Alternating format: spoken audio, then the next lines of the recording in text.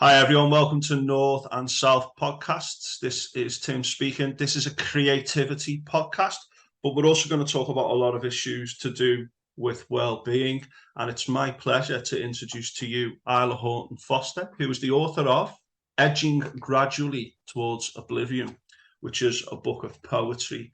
Isla is an old work colleague, and Isla, you would prefer to be called she or her, they're your preferred pronouns because you are a trans woman. That's correct, isn't it? Yes. Yeah, that's right. Yeah.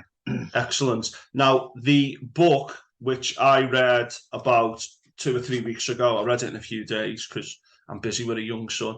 We'll put a link up in Amazon later for anyone who wants to check that out. We're going to be reading a couple of poems from that. But thanks very much for joining us. It's great to see you here today. Obviously, we Yeah, used to happy to work be here. together Brill a few years ago. So tell us about your book of poetry. How did you come to write it? Because they say everyone's got a book in them, but actually writing a book, it's quite Oh God. an enterprise. So how did all that transpire? Yeah. So it's quite a big undertaking, and I've started around the idea of it for quite a long time. I've wanted to write a book. I wanted to write a book of poetry specifically and kind of get some of the things put together. And I've always written, I say in the introduction to the book actually, that I've always been into writing. I've always written poetry. I've always done that sort of thing. But I've never actually gotten the confidence to just go, you know what, I'm going to make a collection. I'm going to do it. So when it was actually it was beginning of this year, I sort of was like, look, I've got this bank of poetry. I've got about maybe 40 odd I had at the time, that are all kind of linked. They all have similar themes, they have similar ideas. This could be the basis for a first collection. This could be a basis for putting a book together. And then I was like, you know what? It's not hard. A friend of mine has done it before.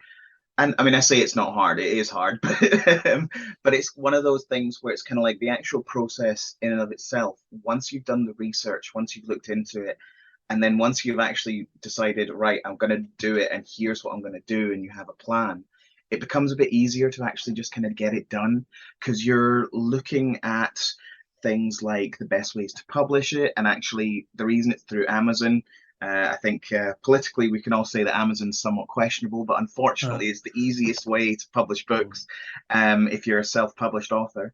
And so you can going through Amazon, it all kind of lays it out for you quite neatly, quite easily. You basically plan things as it goes along, and it gives you prompts. And so when I decided to kind of get it together and properly have it as a single piece, and it finally did come together, and I held my first proof copy in my hand, I couldn't actually believe it. It was just one of these things where, for a large part of my life, I've been thinking, you know what, I'd really love to do this. It's something that would be really cool, but I'll probably never will. It probably won't be a thing. It probably won't be something that'll happen. And then lo and behold, I've got this thing in my hand. I'm going, oh my God, I wrote this. It's 112 pages or whatever it is of my words. And it blows my mind. I love it so much. The fact that I've sort of done this and done this piece of work, I'm really proud of it. And hopefully, this is just the first. I think we'll probably talk about this a bit more, but this is hopefully just the first of who knows how many to come. that's really nice to hear. That kind of I write poetry, and I feel like I've always wrote poetry, but I started putting it all together. I wrote about 200, and I got into a I process a remember, few. sorry, I was just Gone. going to say, I remember you writing poetry once. We were in, it was something like there'd been some kind of day where the power had gone out or something, and we had to sort of manage a bunch of the kids we were working with, and you were kind of sitting there writing poems to try and get through the tedium of just sitting in a room. I Yeah, remember that. yeah. Well, that just I wrote that poem, and it just kind of came to me. And I said, right, I need to write a poem. It was just interesting seeing how things were. But Yeah. I wrote about 200. And I got into a process a while back of editing them down with a view to maybe getting me better ones together. And I think that sometimes I read my poems and go, that's really good. And then other times I read it and go, that's appalling. And I've spoken to Chris Snellgrove, who's a children's author, about this. I've spoken to Steve Mack, the playwright who I spoke to a few weeks ago, and David Moorhead Yeah. and other people. And What's it like for you? How do you get past that inner critic? What's your kind of way of saying, no, I need to move forward with this? Was it just when you made the decision, did you find that everything kind of then fell into place once you make the decision? So I think one of the ways that I managed to get over that was I got a big group of my friends and a couple of members of my family to read through the very, very, very rough drafts. So long before the version that is now available in my book, I got them to read through a very rough draft. The poems were in a different order. Some of them didn't even exist yet. I hadn't written them. And I basically said, look, can you read these and tell me if there are any that you really love, any that you really hate, any that you think, nah, you shouldn't really include those. And I was really pleased to find that actually in the feedback that I got, every single one of them identified different poems as being their favorite. So instead, including some that I hadn't even really thought of myself as being very well, not so much very good, but they weren't like my ones which I would automatically go to, the ones that I would sort of go, oh yeah, this is one of my top quality poems. I love this one. Because of course poetry specifically resonates with people differently. Different people will interact with the same words in very different ways. And when you and I were talking before this, we were saying about how in my introduction, I've got that section where I've written a whole author's notes section where I discuss what some of the poems mean, what some of the key themes are, and that sort of thing. And I put a warning in front of it saying, if you want to read these completely blind, then please do read them completely blind. You know, skip this introduction until you've read the book itself, and then go back and read it, because everyone reads them differently. And that kind of gave me the confidence to go, you know what, even if I don't think a poem is perfect, even if I don't think it's the best poem in the world, I'll put it out there anyway, because one way or another, that those words might somehow inspire someone else. They might have a particular meaning to someone in a way that I wasn't intending or wasn't thinking about. And because of that, to and you never know what that's going to be when someone's reading your poetry. You never know how a reader is going to take your work, and I think that's an amazing thing about writing. And I think that makes it easier when it comes to poems, because you can kind of go, well, if someone doesn't like that poem, they'll hopefully like the next one or the one after that, and it builds up. And it's just like your favorite band. You don't like every single song, but at the same time, you like the band as a whole. And it's kind of a bit like that. I was like, you know what? Yeah, I'll go with that. I'll see what works.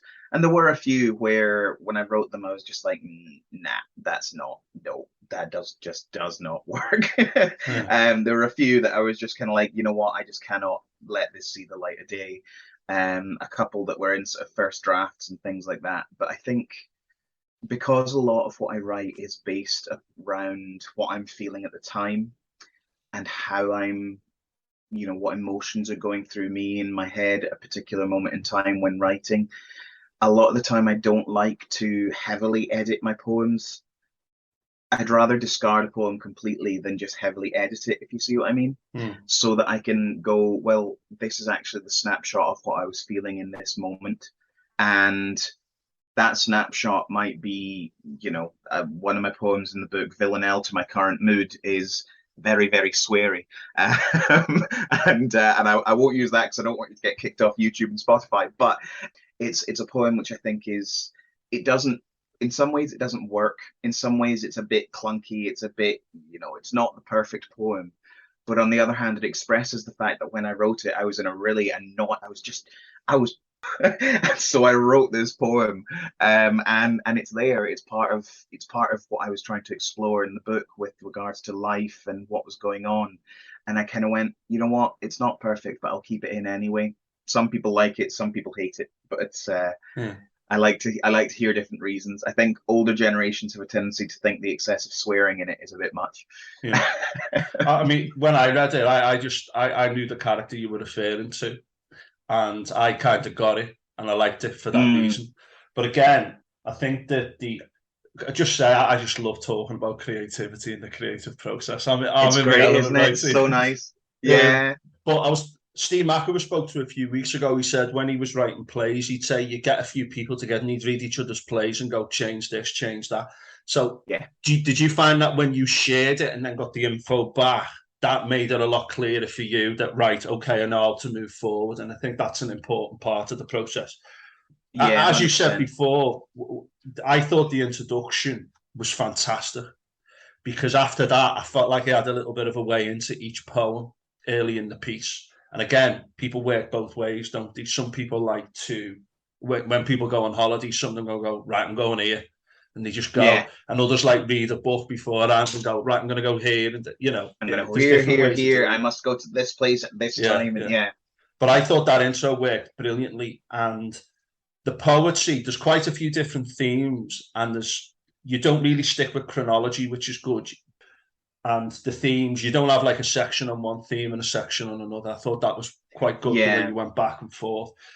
And the whole So body that of the was work. actually, Sorry, go on. sorry, I was just going to say that was actually a very deliberate Yeah, decision. And one of the things that I asked those pre-alpha, I was calling them pre-alpha readers because it was before, like I say, before anything. I was kind of going, right, do I try and put these into a set order? Do I link them by mental health, transition, poems from when I was a teenager, poems about life, poems about death? Do I kind of put them all in that sort of order, or do I kind of let them flow freely? They're not just random. I have put yeah, them in. The reason I've put them in particular order is very much a purposeful one, but at the same time, it's not, like you say, it's not rigid in that sense, because the reason I ended up choosing to do it that way was because I kind of went, well, this is a poetry book about life. This is about the idea of how we live our lives. And we don't live our lives in set boxes. We don't live our lives going, well, this thing's happening, and then this thing's happening, and then this thing's happening. We live our lives as a kind of slightly chaotic mess of, one minute we're shouting and swearing at the sky, and the next minute we're crying over spilt milk, and then the next minute we're laughing with our closest friend, and it's a mishmash, and that's what I kind of the feeling I wanted to get within the book. yeah. Well, there's a coherence to it though that I think emerges within it. And sometimes I don't know if it's was it Goethe who said, "What is understood need not be discussed." And Mm, sometimes things just happen in a particular way, and you go, "Yeah, this has just come together nicely." yeah, Now, the themes are some of the themes are quite profound, and the book is called "Edging Gradually Towards Oblivion," which actually sounds very pessimistic and dark. You refer to well-being issues in the book about the issues relating to your trans woman identity, etc., and some of the journeys you've been on. But at the end, I found that the whole book was quite a positive, life affirming experience, and I yeah, can understand why you called it that. But that's what the great art does. It says here's something human about us all. Yet there's always that element of hope, and I thought that yeah, the book just came together brilliantly in that regard. We're going to read a couple of poems, and I don't know if you want to read the first one now. yeah, yeah. I Um, will do. and we're going to do the table saves face Yeah, table saves face. in your So own time. So this was written at the end of August, pretty much a year ago. it came out of some frustration at a few things that were going on in my employment at the time, and just some of the ways that we were having to deal with things. We were gearing up towards the next academic year, and there was some things that were just really getting me down. And then a couple of different other things were off up in the sky, relationship wise, not in terms of my relationship, but relationship with other people. Hmm. And so it kind of just, I felt a lot of tension, and I think it bubbled up to the surface on, well, yeah, on 31st of August. It kind of bubbled up to the surface and got me just feeling like, you know what? Why am I doing this? Why am I existing? Why am I trying when ultimately, the table saves face? And that was what then got me to go, right, that sounds like an Yeah, idea, and then kind of ran with it and went with it then. So it's a lot about politics. It's a lot about survival, I suppose. It's a lot about how we go about protesting and interacting with the world and sort of fighting against the things that we don't like. yep. So, table saves face. The world is not made for people like me, the people who call out the things that they see, the sight of which breaks down the will just to be, the being of something as vocal as we. And so must we sit with our frail malcontent, do what we must, never mind our consent, sacrifice all for a system that's bent, slave as we cry till our lifeblood is spent. So in our own minds we begin an affray, as if that will keep us till end of the day, but then we are punished with games that you play, in facets accepted if wanting to stay. The choices are few, if there's any at all. The choices are made when you don't heed the call, yet choices are wasted when met with a wall. Choices mean nothing neath mountains too tall. So I say again that the world has no place for all those who struggle to keep up the pace. For all of our effort just ends with disgrace. While our scraps are tainted, the table saves face. That's really good. One of the things I liked about the book was that you don't have one particular poetic structure. You'll use rhyming in different ways. Sometimes you won't rhyme at all. And the way you described that is there was an emotion within you and a feeling of injustice or something not right. And you said, I need to get this down on paper. Was that quite a cathartic poem to write? Absolutely, it really, really was. Especially at the sort of that moment in time, kind of writing it and then going. I showed it to a few of my colleagues and a few of my friends, and it's kind of like this is how I'm feeling right now, and they were like, "Yeah, we get that." And I think what's interesting as well with you've talked a lot about various things in your podcast, including sort of slightly political things and things, and it fits with what's going on at the moment, actually, in terms of the way we're viewing the world change, the way we're viewing politics in the United Kingdom and the United States and kind of all over the world, and just that feeling of just kind of going, you know what, it feels like we're fighting up against a brick wall, and just kind of keeping on hammering at it, and it's just not getting anywhere. And I think it reflects that sort of sentiment. But then, of course, I've got other poems as well, which, like you say, are a lot more hopeful and a lot more designed to kind of make you think of the positives, the good things that are happening. Yeah, I think poems like that as well, though, they are a positive because a lot of things are often unsaid, aren't they? And you're saying, right, there's a situation. Everyone within this environment knows kind of what's going on, but it's very much unspoken. And it's quite radical to say, here's what's actually happening. As much as it might not change the world, I'm going to put this down on paper because Yeah. I need to. And I think that's very empowering because ultimately, I remember listening to an Albanian political philosopher whose mother said to her that Albania used to be like quite a Stalinist, communist, oppressed country. And I think it was a mother or a grandmother said, you've always got your mind. You always have got the control that you've got over your own mind. And even though sometimes you might find that your mind is your own worst enemy, there's always a power in the way that you view the world and the individual choices you can make. And I think that you've captured that in that poem there. And I I'm think, just stating this. yeah, and I think there's a something I heard once that the world has slightly changed in that now it's more comedians that do this, but poems and poets and writers generally, they exist, and the work that they do reflects the world around them, reflects the good and the bad. When you're a poet, when you're a writer, I don't want to write for a political agenda particularly. I want to write in terms of what I see and what I feel.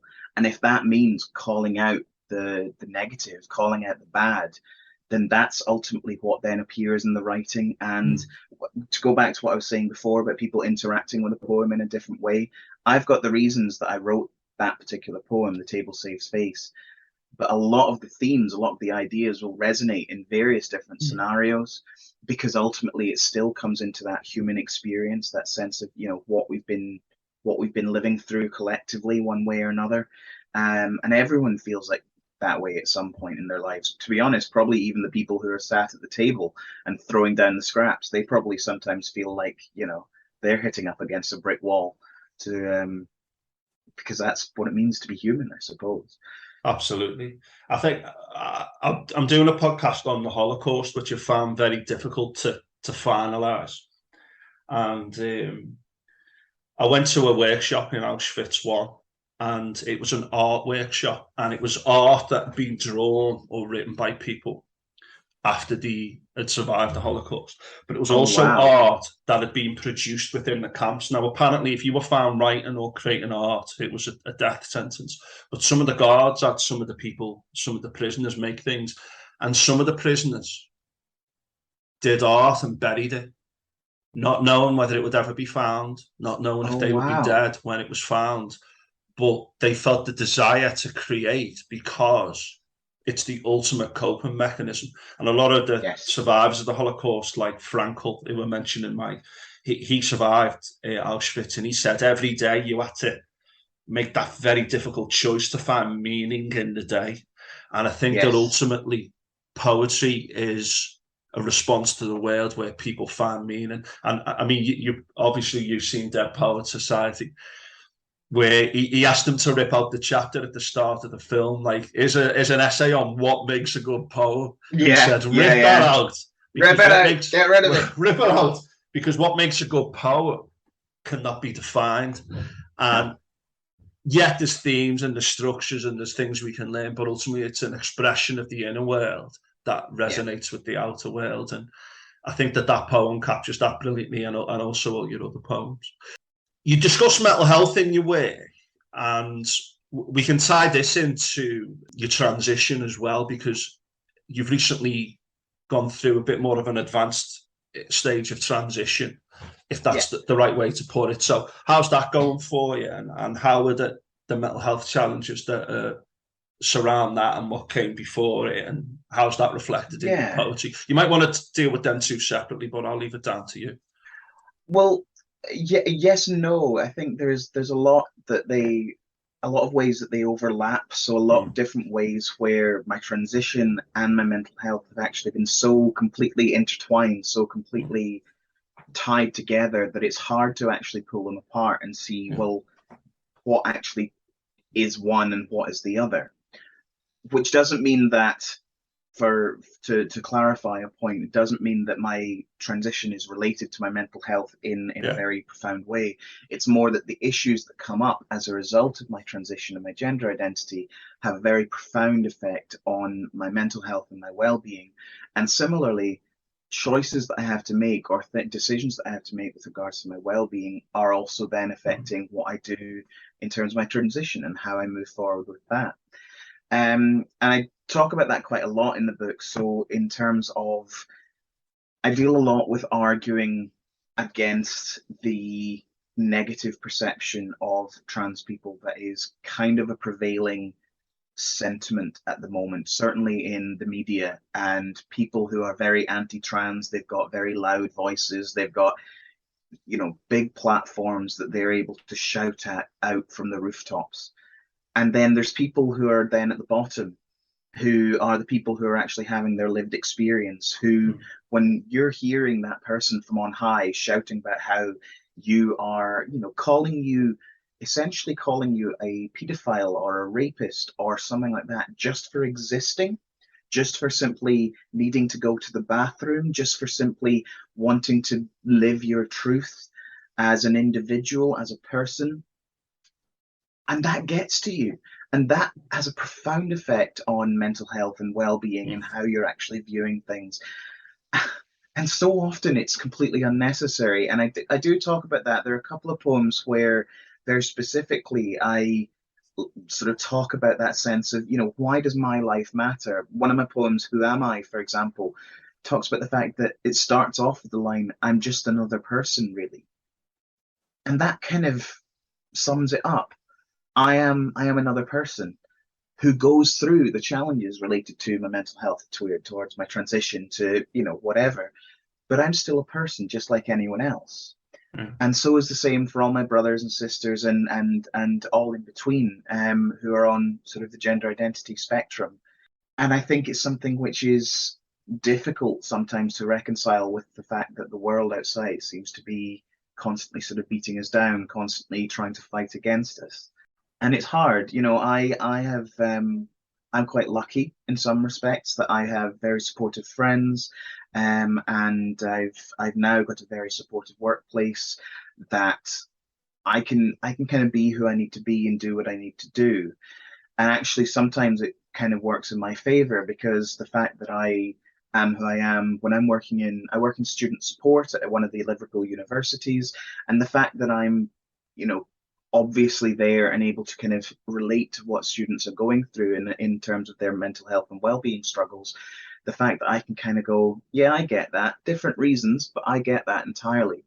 They find that really useful to relate to.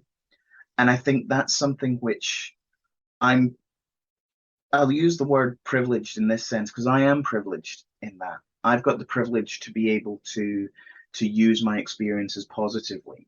But there are a lot of us who don't have that privilege. A lot of Mm. my friends, people within the trans community in Liverpool, are struggling, to put it plainly. They every day, depending on where they live, every day they're facing people ridiculing them just for walking outside their front door. I've got one person I know who has been having trouble with substance abuse, alcohol and substance abuse, that's directly because of the way that she's been treated in relation to her transition and things. And it does have a massive effect that I think a lot of people don't really think. They think, oh, I'll just make this opinion because everyone has a right to an opinion. And Mm. yes, everyone does have a perfect right to an opinion, but you also have a responsibility with that right to think about how you're affecting other people with it. Mm. So you can, as much as you like, try and deny that trans identity is a thing, or that certain mental health conditions are more prevalent than others, or whatever. But you don't. That doesn't mean that you have to go around shouting it from the rooftops and making people miserable because of it. To go back, we are talking about my poetry and things. So to kind of go back to that, there was a couple that I've written where I've sort of expressed my frustration at people who act like that, because I'm kind of like, my poem Empathy, kind of the first line goes, "Why do you hate me?" And it's kind of addressed primarily at those sort of gender critical and those sorts of people who would try and basically say that somehow I'm damaging my existence as a trans woman, damages the fight for feminism and things. And then the last line of that poem is then, "Yet here we stand, opposites sorry. And then the end of that poem is, "Yet here we stand, opposites on invisible Mm. lies." And basically, the point I'm making there is that actually the battles that we are fighting, one way or another, are all kind of, they're different, but they're all linked together. Usually we're fighting against the same overarching enemy. We're fighting for the same thing. We're fighting for the right to be happy, the right to be human, the right to do what we need to do. And I think it's something which a lot of people don't think of it in that way. They just think in a very narrow point of view that, oh, well, I believe this and what you're saying goes against me, so therefore I can't possibly accept that as being the case because it goes against what I'm saying. And it's like, well, no, it doesn't. If you're talking about safety in bathrooms, if you're talking about safety for, female only spaces, and you're talking about safety and protection from assault, that's exactly what we're talking about. We're talking about safety and protection from assault when we're saying that as a trans woman, I wouldn't want to go into a male bathroom because I could literally be beaten to death if I was in there with the wrong person, because I could be sexually assaulted by someone who wants to go, "Oh, look at you. Are those real? Give me a feel." That sort of thing. Mm. Bigger issues about safety and about wanting to kind of promote that safety. And if you're just hurling abuse at someone, if you're just fighting against that, then you're not actually going to get anywhere. You're not reaching any kind of, well, empathy. You're not seeing the possible sides to the argument. Mm. I couldn't agree I'm more just with Yeah, that's a very comprehensive answer. You've covered a lot there, and I think that there is an issue in terms of people in the LGBTQIA plus community of mental health issues because you are very much on the edges of society a lot of the time. And let's not forget, like people in Uganda and Cuba and places like that, what they Yes. go through on this in this experience as well. But for me, when I watched the film Milk recently about Harvey Milk, who was the first Oh, openly yes. gay Yeah. elected official in San Francisco, and I watched that and I was just looking at all. I thought the things which is being thrown at the trans community now are the things that was thrown at gay people 50, 40, Yeah. 30, 20 years ago. It And is. It it's just really is. like, let's just be. And when I hear like there's an LGB group going to political conferences saying, oh, we're not like the transgender, we're like cisgender, we're the same gender as we were at birth. We just fancy Mm, people who are different. So we're different to them. Talk about divide and conquer. But what you said there about freedom of speech, me and you, we believe fundamentally in freedom of speech.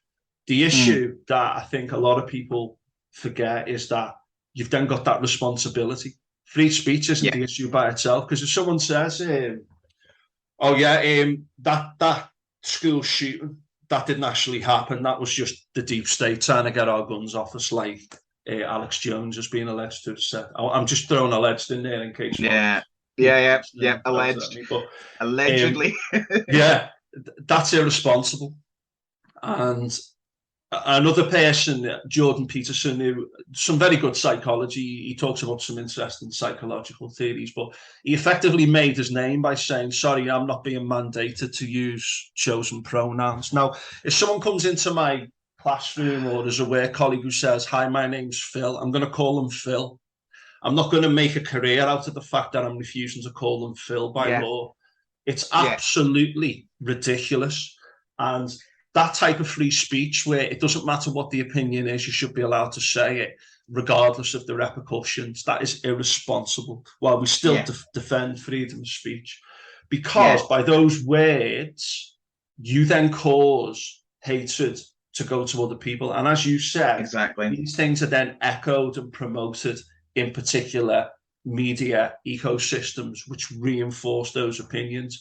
So, for example, I was reading this morning about like Suella Braverman, the government minister, saying, "Oh, all this, trans stuff and woke stuff that's being taught in schools." I was thinking, no, first I've heard of it. Yes. First I've heard of it. Never mind that there's holes in the roof and we can't afford to repair the schools, and Yeah. that Yeah. the toilets haven't been repaired or we haven't had new toilets for 40 years. Those Yeah. culture war issues are a smokescreen by people who do not like people who are different. And they use those issues, the toilet issue, the sports issue, where people who've been through male puberty, whether they should be allowed to take part in female sports, they are a smokescreen to the fact that these people just don't like people who are different. Yeah. And it's been Yeah. gays in the past and it's been immigrants and whatever. And now it's the trans community because Yeah. you just We're listen to we're the the easy target. conservative, absolutely, you listen to the conservative leadership debates. Obviously, they're trying to appeal to 160,000 Tory members, so they're throwing this anti-woke thing. Now, the word woke Yeah. means to be aware of social justice and race issues. Okay, that's me. If you want to Yeah. call me woke because of that, that's me. If you want to have a I discussion, let's have a discussion. But yeah. don't be coming I out with these ridiculous opinions. I hate people who sort of oh, the woke brigade's out, and I'm just like, if the opposite of woke is being constantly angry and abusive and just all round a horrible person to people who are just trying to get on with their lives, then yes, sign me up for being woke. Yeah. At any point, I will happily be woke. I will happily call myself a lefty liberal snowflake. If that and if that means that ultimately I'm trying to go for the goal of making sure that people are feeling supported and loved and happy, and I think that's not a bad thing. It's used as an insult. And it's kind of like, no, it's not an insult to be aware of social justice, to be aware of how actions affect other people. And yeah, I think the other thing that's sort of just, if I may, on that point, you mentioned about pronouns and talking about sort of pronouns and how pronouns, people saying, "Oh, I don't want to use pronouns," and it's like, well, how do you want me to refer to you then? because pronouns, everyone has them. Every single person has them. Personal pronouns, he, she, they, your own name. That I have a friend who uses their own name primarily as a pronoun, so they don't particularly like anything particularly. When you're referring in speech, pronouns are a piece of verbal vocabulary and grammar. You can't just not have pronouns. And so people who sort of go, oh, I don't want to use them, da, da, da, da, da, you're like, all right, okay, fair enough. But you don't, that's because you don't really understand what a pronoun is. Hmm. Or if you do, then you're using it, like you said, Tim, as a smokescreen for a bigger bigotry or way of spreading some kind of hate. Yeah. And I think it's just daft. It's if someone says, "Oh, I'd like you to use she her for me, please," do it. It's not a question. It's not. There's. I don't see how it harms or hurts anybody Hmm. to be respectful in the same way that you would when you meet anyone. Like you say, if they tell you their name is, if I was to say, "Oh, actually, my name's not Isla, it's La," you would go, "All right, okay, I'll call you La." Please don't. That sounds daft, but but yeah, it's it's um, Yeah, it's just one of it's these things that people run it with, is. and it's kind of like, no, there's no issue here. Why are you making an issue out of nothing? Yeah. It's as you say, like often they throw at the woke brigade and people on the left, oh, you're just identity. You're all about identity politics. The idea that I'm in this group, we've been treated badly, stop treating us badly. We need to be treated better as a group to achieve a better position in society. I've Mm, heard a lot of supposed liberals and stuff use the word woke. Oh yeah, those woke people take it too far. And when you break down their arguments and you look at what they're saying, you're thinking, well, wait there, as we said, that these things are a bit of a smokescreen, really, for the fact that people just don't like people who are different. And you look at yeah. J.K. Rowling, who says, she's gender critical, isn't she? The belief that you are the gender That's you're that's born. that's one way of describing her. Yes, But allegedly. she says, like, you are the gender you're assigned at birth. That's what I believe. And if someone says to me, I had someone say to me, like, about 15 years ago, well, I was suffering from depression at the time, early stages of depression. Someone said, oh, depression isn't real. It's just a bit of an umbrella term made up by society to describe. And I just looked at this person and said, I didn't say it, and I thought, how dare you? I Yeah, feel something, I've experienced something, you just said it isn't here. Now, she said, listen, it's not quite as complex as that because it's an umbrella term. There's different things. And I just basically looked at it and thought, you do not know what you are talking about. So if someone yeah. says to me that, oh, from the age of 12, 14, 16, I've been attracted to this particular group of people, or I have identified with this particular group, and that's been over a number of years, and that's how I emerged, and that's how things worked for me. I go, yeah, that's Mm, great. That's fine. I yeah, remember my dad, I think a lot of it's your family. I remember my dad talking to my dad years ago, and he just said, like, about someone dressing up as a woman, and man, he goes, so what? And that always yeah, stuck with me, that my dad saying, so what? Like, he's a bit of what you might call a traditional father figure. He said, so what? Someone wants to dress up as yeah. a woman. So what? And And I think that had a big it's that impact thing of on me as well. yeah, it's that thing of so long as you're not, it's exactly that. That's so what? So long as you're not hurting someone else, as long as you're not, you know, who is that harming? Mm, Who is going to be harmed by this? Well, nobody particularly. And yeah. if it's what makes you you, if it's what it's. I've heard people sort of compare it to sort of go, oh well, I have a deep inner seated need to commit murder, and I'm kind of like, yeah, but that's not the same. That's a completely different sort of issue and feeling because that's enacting violence and harming someone else's life and there's a whole different set of things. But to live your identity and be who you want to be, that's it's more fundamental. It's more, and it's not hurting anyone. Yeah, yeah. And actually, with sort of to mention again, young people and working in sort of education and things, and I think it's something where depression and mental health gets this as well, where people say, "Oh, it's just a phase," or "Oh, it'll just pass. It's not really real. It's something which will just disappear over time." And it's kind of like, okay, maybe, maybe, but that doesn't mean it's not valid. Yeah. That doesn't mean it's not real. That doesn't mean that it's not something that exists at that time. For a lot of people, depression, mental health, it is something which mental health is something they will experience for a period of time in their lives. They will go through a particular event or a particular trauma or something that will mean that for a period of time they feel a certain way. And then after that period of time, it doesn't bother them on a daily basis. And that's fine. It doesn't make it not real that they experience that at the time. Similarly with transition and with there's this whole thing about with kids, and oh, all these kids are becoming non-binary because it's a trans trend and all that sort of stuff. Actually, recent research has come out and is basically showing that that doesn't exist, that that's not actually a thing. It's there was a beginning of this month, actually, August, there was an article published in the American Journal of Pediatrics that basically studied a huge sample of children, just basically taking them adolescents, a big sample, and found that actually, if anything, the rate of people becoming trans has gone down between 2017 and 2019. It's not really an issue, but people sort of going, oh, it's damaging because they're going through this phase and they're trans trending and that sort of thing. And it's like, well, actually, if they are, that's not a bad thing, because if they're exploring their identities, finding out who they are, that's what being young is about. That's part of the whole point of being a teenager, of being a young adult as well. You spend your time figuring yourself out, learning who you are, learning the person that you are going to ultimately be and become. It doesn't matter whether you then ultimately decide, actually, no, that isn't the course for me, or actually, no, yes, that is definitely the right thing for me. It doesn't really matter so long as it is essentially your choice and you're supported to make the right decisions for you.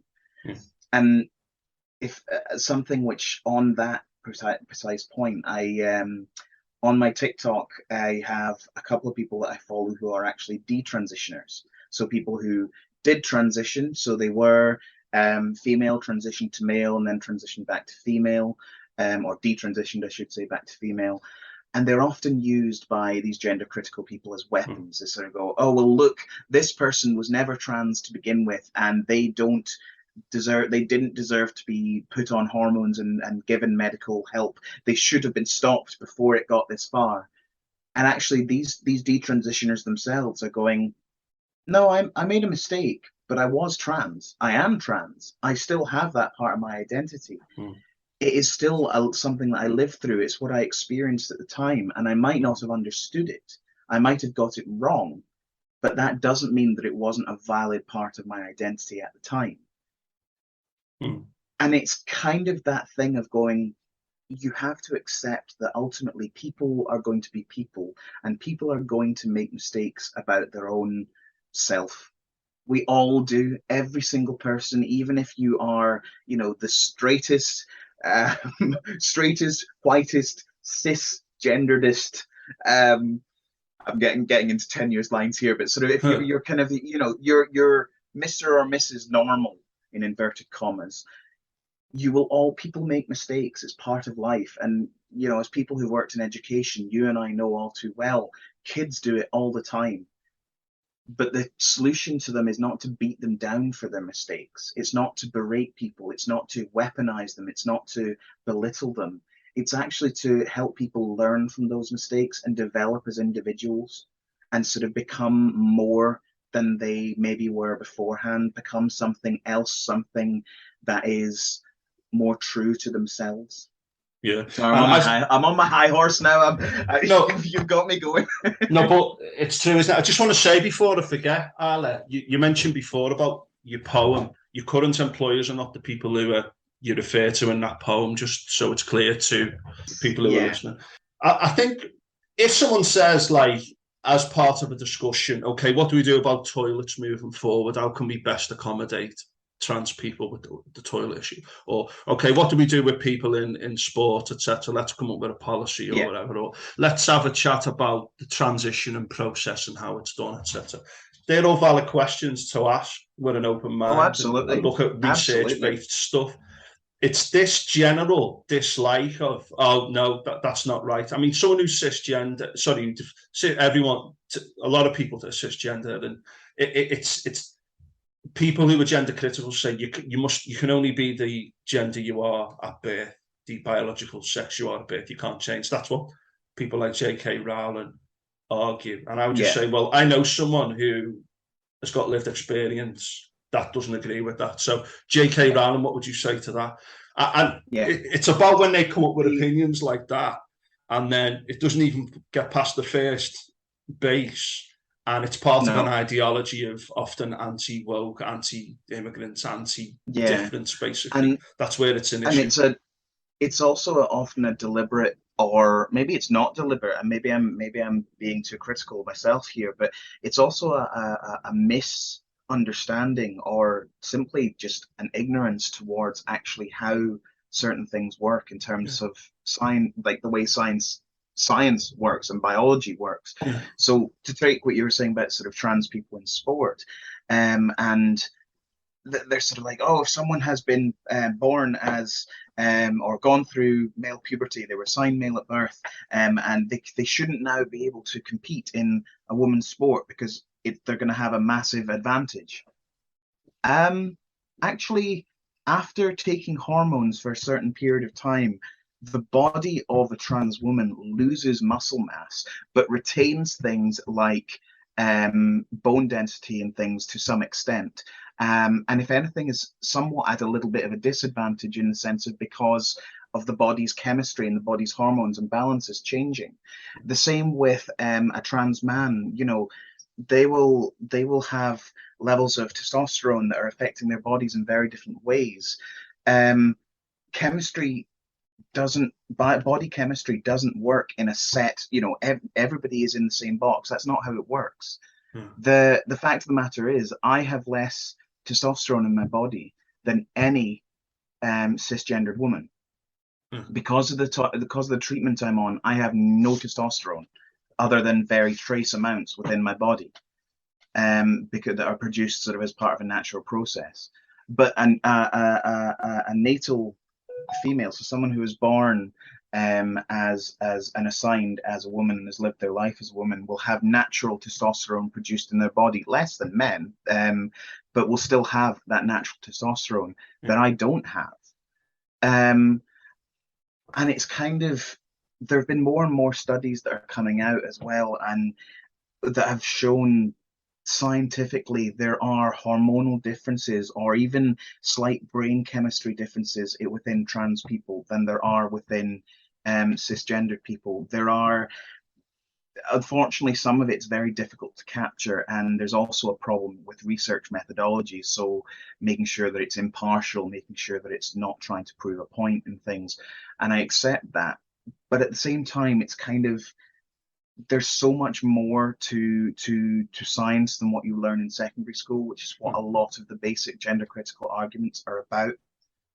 And that being said, in early stages of transition, yeah, sure, I can understand why you wouldn't want someone who had gone through male puberty who say they only, if say someone came out on a Tuesday and then had a race on a Saturday and were like, well, I want to start running with the women on Saturday.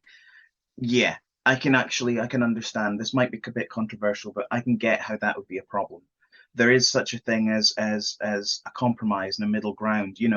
And what I'm saying about hormones, it takes at least a couple of years to sort of take Yeah. effect. So this is my personal opinion. Different people have different Mm. views, or different trans people have different views on this. But you could very easily have a situation where you go, okay, trans women or trans men can participate in the sport that they want to participate in. However, there have to be certain conditions that Mm. are met, not in terms of chemistry, not in terms of blood chemistry, because that doesn't work. And we know that because there have recently been a bunch of, I think primarily African nation athletes who have failed hormone tests and so have been disqualified from participating. So, cis women who have been disqualified from participating in certain sports because they had certain events because they have too high testosterone. It doesn't work if you look at chemistry, but if you look at it in terms of time, then it can actually work. If you sort of go, okay, I think that it's reasonable for someone to have, say, 2 years. If they've been on hormone treatment for 2 years, then they could consider then participating in the sport and doing things that way.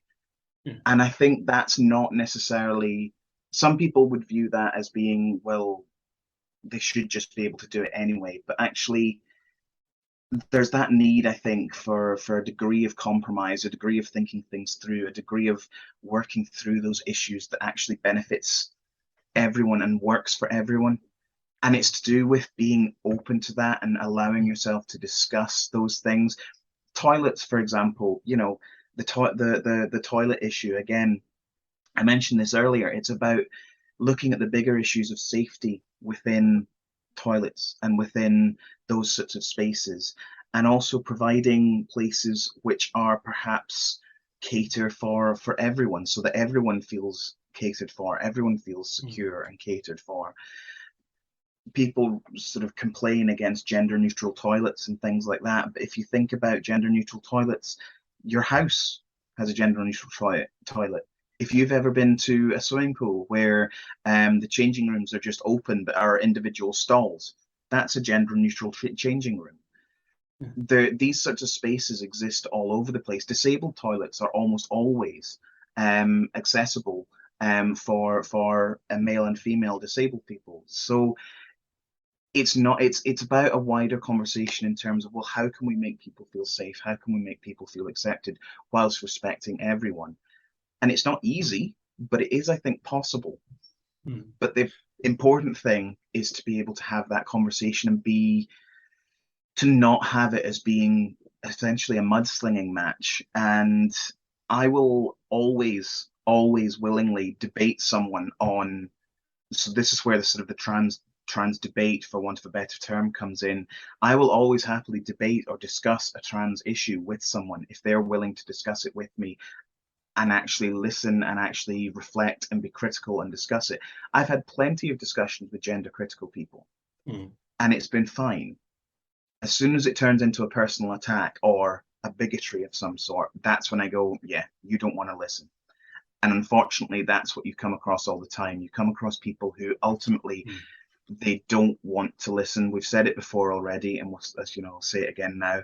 It's a choice about they have this agenda of hatred and this agenda of wanting to tear people down.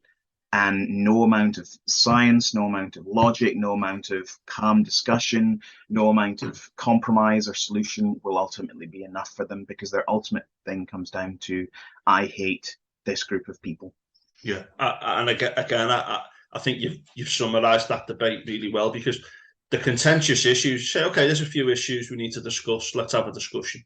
Let's come up with a reasonable outcome to these things. But it's the bigger picture that's often missed, because they know that once they go to the big picture, they lose that argument. And it's a little bit like the problem is it's the culture war issue now, where you might have a certain amount of people, doesn't matter how many, 25-30% of the population, who are always going to think in that bigoted fashion, and you're never going to reach them. And I speak to a lot of young people now. Like, young people give me a lot of hope over this trans issue, because when I speak to a lot of young people, they go, so what? And in many ways, it may be the issue with homosexuality back in the 60s, etc. It may well be a generational thing, but we know that we can't take things for granted. We've seen so many, I wouldn't say history is always about progress, but we have seen a lot of backward steps, like the Roe v. Wade decision over in the United States. And again, if you're pro-life and you're religious, great. Don't get an abortion. That's fine. Knock yourself out. You know what I mean? But we've seen a lot of things that have happened recently which do get you opening your eyes and saying we cannot fundamentally take things for granted. And that's where I think we need to be very, very vigilant. But I think you've summarised that argument brilliant there. There are issues that need to be discussed, but let's look at the big issue as well. It's a bit like going into someone's house, the culture war issue. Like, And again, I know it happens on the left and the right, but when people try to equate the left and the right over the culture war and say that there's like an equivalence between them, I would say that the people on the left, say, who might be like, pro Putin, are in a much smaller minority Yeah, than the people on the right who might be like anti-trans and that kind of thing. You know what I mean? And I'm yeah, not making an equivalence, but if someone comes into my room and there's water leaking through the ceiling and there's a fire in the front room and there's a smell of gas in the kitchen, they go into the living room and there's a very, very small crack on the floor, and they go over to this small crack and go, look at that crack there. That is absolutely disgraceful. That needs to be remedied. That's what the yeah, right wing culture wars are now like, yeah, focusing on these absolutely, yeah, ridiculous things while, the house is burning down. And I don't yeah. say for one moment that there aren't people on the left who I've had lots of disagreements with people on Oh the God, left yeah. over a number of things, but we need to be very vigilant about these issues and get them out there. One thing I just wanted to mention as well is you mentioned TikTok. We'll put your TikTok account on the notes if you like, because you get a lot of messages out on TikTok. You do a lot of poems, etc., to music, and in many ways, that's the big thing for the young now. I know that people say, "Oh, Yes. China runs it and all this stuff, etc., etc." But do you find that that's a good way of getting your work out there? I actually, yeah, very much so. I think it's a community that it's ever growing. More and more people are getting into it. More and more people are finding their way into it as a useful thing. It still has this image of being an app that's for kids. It's sort of Yeah, got this image of a kids app because I can't remember the precise year that it first came out, but when it was first used, it was primarily used by, high school kids to do all the sort of silly dances and things. But actually, it's emerged and emerging very much as a competitor to something like YouTube, to other platforms, because where, for example, YouTube, anytime you load a YouTube video, you have to sit through 2 minutes of, you used to be able to skip ads. Now it forces you to watch at least 30 seconds yeah, of them, or there's always one or two, and it's just impossible. TikTok, you go straight from educational thing to educational thing, short, snappy videos that will tell you X, Y, and Z. Or you've got writers. There's a phenomenal writing community on TikTok, and I love them to bits, where people give different bits of advice, different yeah. thoughts. There's people talking about how do you market your books, how do you deal with certain plot points, if you're struggling with grammar, how do you deal with that? And it's an amazing way of actually communicating with people you'd never have talked to before in your life, and you'd never have any ways of doing so. I've got a friend who, and I call her a friend deliberately, but she lives in Minnesota. I will probably, unfortunately, never meet her in my life, but she's someone who actually I know she's bought my book, so my book exists across in the United States, and it's somebody who I never would have gotten in touch with before. Yes, I do have a couple of videos where I'm just sat with my book, just going, buy it, just buy it, and That's what sort I of some just kind of mimed then sound in for the all the background. listeners. Yeah, Yeah, yeah, yeah, yeah. yeah. And but no, I think it's something which is it is an effective tool, and I think it's how you use it. So you can use it in a couple of different ways. And I'm actually currently in the process of slightly doing a bit of an evaluation. I've been doing it for about, well, by the end of August, it'll have been 8 months.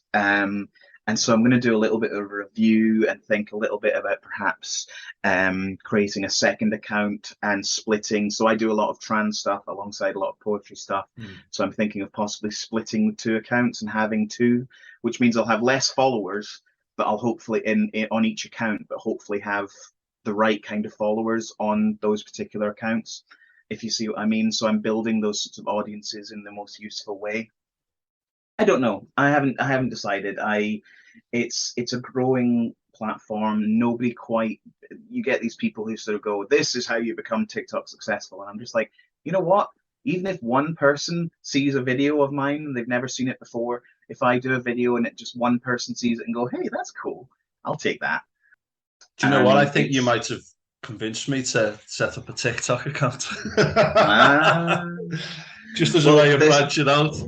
Yeah, yeah, yeah. The one problem is it can be quite a bit of work, but I suppose if Yeah. you're doing things like sort of you could well, actually, here's a brilliant example with podcasts such as this. You could take snapshots of your podcasts of little clips and sections and have those sort of it can be multiple videos from the same podcast, sort of go showing little clips of highlights and things to get people to come and read it. If you post one of those little highlights a day, people see it and go, oh, you know what, I really should go and listen to that, sounds kind of cool, and kind of do things that way. Yeah, it can be brilliant. It can be a lot of work, but it also can be a really useful platform as well. I think social media, there are potential benefits and there's potential downsides, and it's downside. It's very much a cost benefit analysis, isn't it? You think, well, that's actually Yeah, helped yeah, me yeah. to get me work out there, etc. But I have found that useful to see what you've been doing TikTok in a way of just dipping into something very quickly. And unfortunately, that's Yeah. what the attention economy is like these days, isn't it? Yes. Yeah. I'm just conscious of time. Yeah. We haven't got too much left on even the second Zoom call I here. know, So yeah. we're going to read the second poem in a moment, but just before we do that, we'll finish with that. But have you got any other hopes for the future? I know you want to maybe do more poetry, and you're thinking of expanding on TikTok in terms of poetry and trans issues. Anything else that you Yeah. want to mention to listeners? So yeah, I'm currently I'm working on a couple of projects in the background. One is something which I've sort of did it before for family. I'm now wanting to make a bit more of an official one, very different from Edging Gradually Towards Oblivion. Basically a poetry collection about nature and things that I've sort of seen or thought about when I've been out in my garden and doing. I'm quite a keen gardener, so and it's called As I Lay Dreaming, or As I Lay Dreaming in My Garden, one of the two, I'm not quite sure. And it's got lots of little sort of whimsical little things, little sort of fun poems, and it's not quite as heavy and serious as Edging Yeah. Gradually Towards Oblivion is. But I'm working on that. That might be something which hopefully I'll get out next year, perhaps around about April time or something next year. I'm not sure.